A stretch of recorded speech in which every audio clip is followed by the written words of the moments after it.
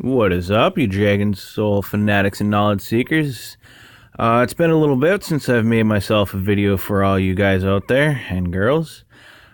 Basically, we're into the new stage of Cyan 3 Heroes.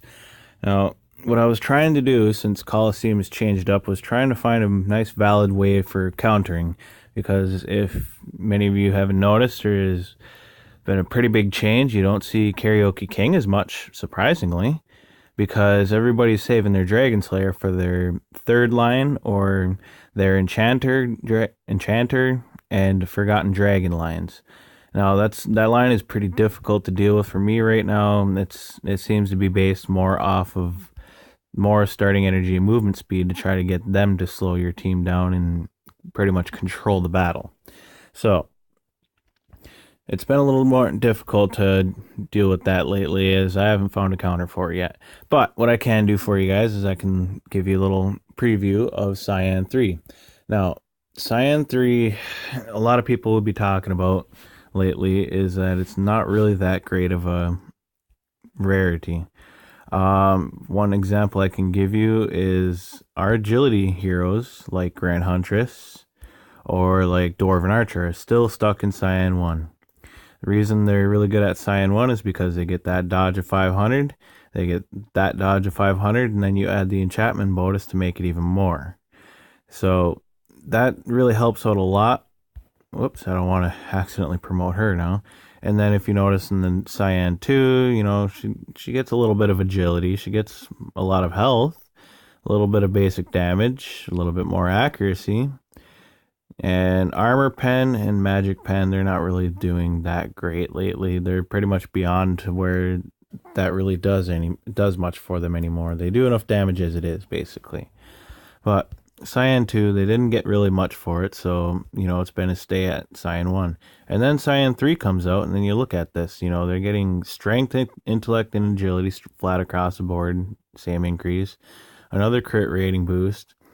And then you notice things like this: strength, skill power, crit rating, and lifesteal. Their lifesteal is already high enough as it is. Their strength, more health for you. That's always good, but it's still not as much. It's only 200. Skill power, you're getting 800 skill power. Now, skill power isn't really that great for these agility heroes. You got this skill right here, a Steel Resolve, based off of expertise. Then you got this skill like Moss to a Flame, which is based off of basic damage and agility. You get this one, another expertise based. You get this one and another expertise based, and then you get this one, another expertise based. So skill power is going to do nothing for her. Crit rating, you're getting a plus 300. Crit rating, I've read about it before. It used to be, a lot of people were thinking before that, once you get 10,000 crit rating, that means 100% crit all the time. But no, as you level up and promote up with your hero, that crit rating number increases a lot more. For those of you, if you missed any of my other videos explaining anything on crit rating is basically, how frequently your hero will gain a critical attack, which will do bonus damage. Usually it stands out about 2 times the damage for the standard, but some people have bonus crit damage percentage on their heroes, which increases that damage further. And then we get to this one, and then, oh look, there's another one. Skill power, more crit rating, and max health. And you get to this gear after that, strength. And then you get this one, skill power, magic resist. Expertise is pretty nice, and magic resist is nice, but skill power? How useful is that? And then you get to this final one here. It gives you a little bit more agility. It gives you a little bit of health regeneration, which, what the meta and how far along most heroes are nowadays, health regeneration is almost useless. So I decided to keep her at Cyan 1 again. Same thing goes for Huntress. Same thing goes for Barbarian, Master Thief.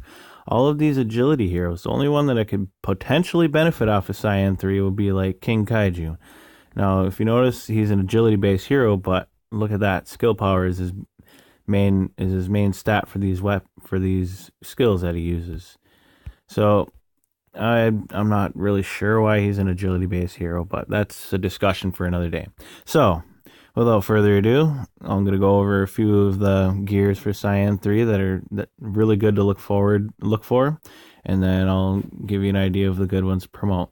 Now, Unstable Understudy, I decided to make her see Cyan 3 because she's getting that dodge, but also, if you notice, all of her gear is more directed towards health and intellect. Accuracy is also another good one too. She gets a big boost to accuracy. So, like her meteor showers will be a lot harder to dodge now.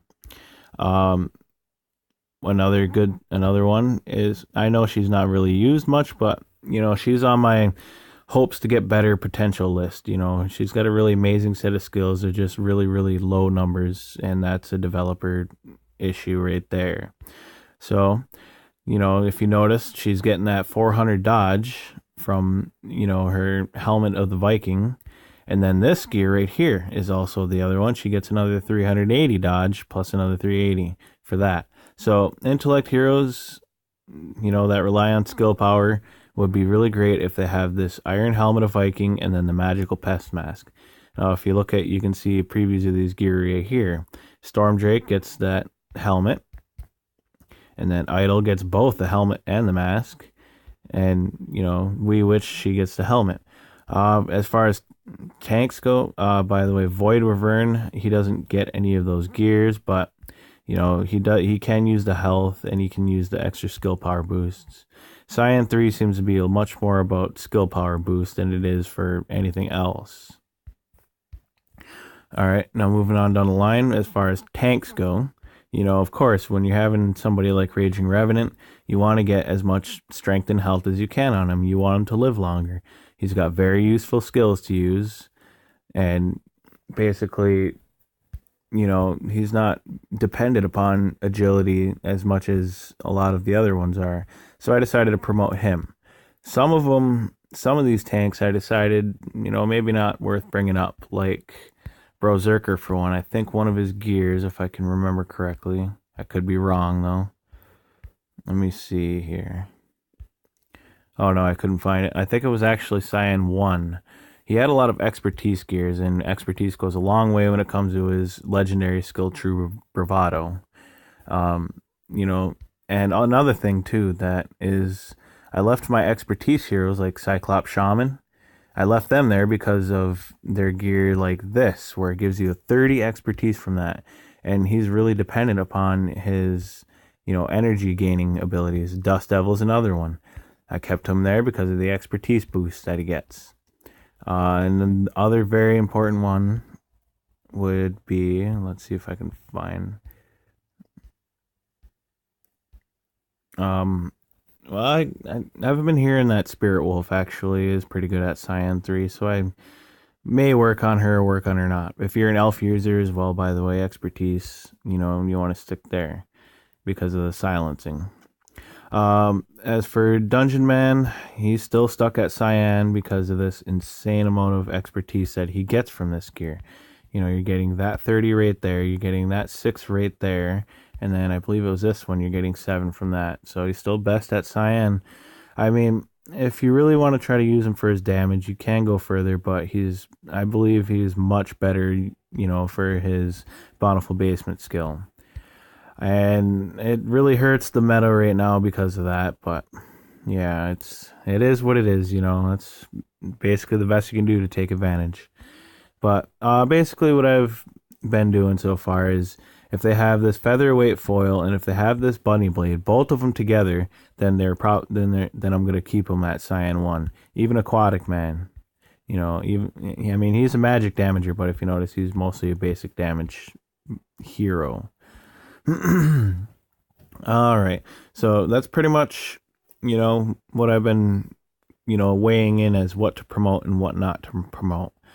And next order of business, I would say, would be to talk about these new heroes that we came out with. Forgotten Dragon, if you notice, has basically been the main thing of this whole of the new heroes that have recently came out so far, because there's a dragony dust. It absorbs all the enemy's attacks to protect her allies, and then gives her a reduction of magic damage by 9,380. It's basically like Vile Bile, except Dragony Dust is only going to give her a reduction in magic damage instead of more armor and more magic resist. And it's a channeled skill, so the longer she has it on, you can watch her skill drain down. Tornado Shield.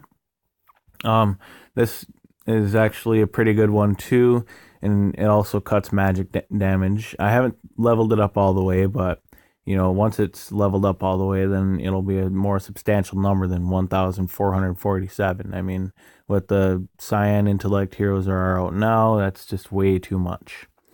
Okay. It only works when Dragony Dust is not activated. But that pretty much, I think that is the skill that is actually it's a passive skill, so it's just automatically there. If you start the wave, your heroes will automatically have it. Morning Glory is another good stat to have because she will be healing herself for every that's a weird wording, for every seconds during the activation of Dragon. Basically, she's also healing while she's absorbing all that damage. I guess that would kind of make up for that, not having that extra armor in the reduction there. So that's another good thing to have. This one also pretty much turns her into like a Moondrake, where, while that's activated, everybody else is gaining energy while she's using that. And that's pretty much it for Forgotten Dragon. She's pretty good at Cyan 3. It increases her survivability a lot. She's showing as a support hero, but she's built like a tank pretty much. Another one that's really hitting the storm lately would be Internal Enchanter. Now, he recently got a little buff to his skills. They boosted the numbers on his premonition, so now he's gaining a lot more intellect and a lot more dodge. I mean, it's still not a high number. He's not going to dodge everything like some of the agility heroes do, but they buffed it up a little bit. They didn't do anything with that skill. I think they did a little bit for this one. I think they boosted those numbers. I forgot to check what those numbers were before, but I've heard that has been also boosted. Time Blast is still the same, but he's also got a legendary skill now. Now, this legendary skill is what's really helping him. It boosts the Time Blast and Time Bubble to reduce all enemies' energy by 165. So he takes away a little bit of energy. Another thing about it is the skill will also allow Eternal Enchanter to gain 330 energy at the start of a battle wave. Now, I promoted him to Cyan 2 before his legendary came out, which I regret doing now, because Cyan 1 for him gave him quite a bit of expertise, and more expertise he has, the more starting energy he has at the start of a battle wave. And I know it's not helping the meta of that everybody's disliking about, starting energies everywhere, movement speeds everywhere, but that's pretty much him. Another new one that has recently came out, if you go down, there is Sunseeker here. He's came out. His skills are okay. I decided to work him up because he's a fire damage hero, and fire damage heroes are pretty good to have for War Week, or the Pompeii War Week, in which fire damage is increased. I haven't been able to test him out. I haven't skilled him up yet, and I haven't really done much for runes on him yet. But next time we have a Pompeii, that's pretty much when he'll be set up, and I'll have further information on that. The other one to add to the list of new heroes would be Stepladder Brothers. Now, if you notice on his skill, his white skill, he basically just throws throws furniture. He builds a little thing of furniture, dealing some physical damage. It depends on what your skill or what your runes are set up for that number, but 73 is actually a pretty decent number to have for a white skill. And he also reduces their armor, so that's a pretty good one to have. His green skill is Bro Shield. He grants a buff to himself for 9. What I believe is supposed to be 9 seconds. It doesn't state whether it's like 9 charges, like, for example, Rotbeard, or another example would be Spirit or Silent Spirit's Wall. It doesn't necessarily say, but I believe it's 9 seconds. I haven't seen any notches show up on his shield bar. I haven't seen any 9 hits hit him and then it's over. But It takes, you know, a little bit of physical damage. It'll cut that by 10,000. So anyways, his blue skill, Anger Zone. His hammer doesn't like that strangers are in his territory. His anger gives him 725 bonus agility for his basic stats every 7 seconds. Now, this isn't a passive skill. You will actually see him do an animation where he kind of turns, he creates a red aura. And 725 agility is not too bad. The longer the battle is dragged out, the more damage he's going to deal. He's also a great pair with Raging Revenant, by the way. Now onto his purple skill, Blockhead Accident. He drops a wooden board on a random enemy, dealing 290 energy deduction, and then stuns them for 7.25 seconds. That's pretty good to do. So what I decided to do, now that we've covered our new heroes, I can go to the temple. We will start with Stepladder Brothers, and when you look at Stepladder Brothers, I decided to make him a bolt hero with as much expertise and cooldown reduction as I could get. I haven't perfected all of his runes yet, but what I plan on doing is I'm putting cooldown reduction in the majors as far as the tertiaries. See, if you notice this one right here, I have a 10% one on it. Also in the major primaries, I've set it with attack speed, and that helps go through more of his animation. As far as the keystone, agility, attack speed, and bashing damage. That's like the perfect stats you can have for agility heroes, is when it's agility, attack speed, and then their damage type. Alright, so what I'm also trying to do is in the tertiaries is put as much bashing damage as I can, you know, because all of his skills, if you notice, his basic attack is also bashing, but if you notice on his skills, he's got, you know, bashing damage there. And that's pretty much for Stepladder Brothers. He seems to do very well with Bolt. Alright, moving on to the next one. I decided to make Internal Enchanter, changed it up. I used to have him set for Ocean, but now I've changed him up to River. Basically, you want to get him as much... I don't believe that he has starting energy as an option in... Yeah, he doesn't. He doesn't have starting energy as an option, and so I decided to make it cooldown reduction. So he can get into his bubble and protect himself, or he can, you know, make more others stagnant. I got starting energy as the primary, of course. That's the thing to do. Movement speed is also the other good thing. That's pretty much what I'm going to look forward to. I want to try to get more expertise on him because I got to make up for what I lost promoting. But right now it's more towards starting energy and movement speed. I have a little bit of expertise on this one, and I also got a good starting energy. This rune right here, though, is the first ever starting energy 4 proc that I've ever got. If you notice, that number is 108. That is like the perfect rune to have for any hero, you know, that you're going to base off of River and starting energy. It's very, very rare to get a 4 proc, and if you look at my previous videos, you know, you'll learn what procs are and learn how to get that rune to be at 108. And that's basically what I have set up for Internal Enchanter. As for Forgotten Dragon, I haven't been able to do too much to her yet because I was focused on those other 2 that I just mentioned.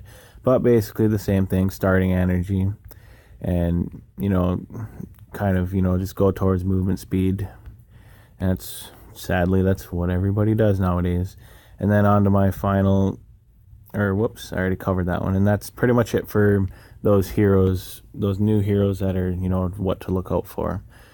You know, they just recently went through the contest and stuff, and there's still no announcement, but I'm believing we're probably going to get a new hero on this Tuesday. They usually do it about every other week. And what's coming up in those new heroes are...